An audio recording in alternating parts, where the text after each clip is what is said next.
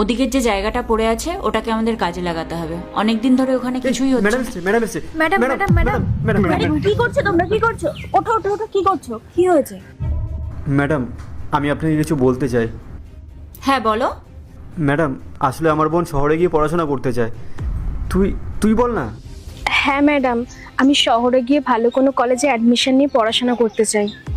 আমার এক বন্ধু শহরের কলেজে পড়ে, ও আমাকে বলছিল আমাকেও পড়াশোনা করতে। আমি ভালোভাবে পড়াশোনা করে ভালো জব করতে চাই আর নিজের ভবিষ্যতও গড়তে চাই।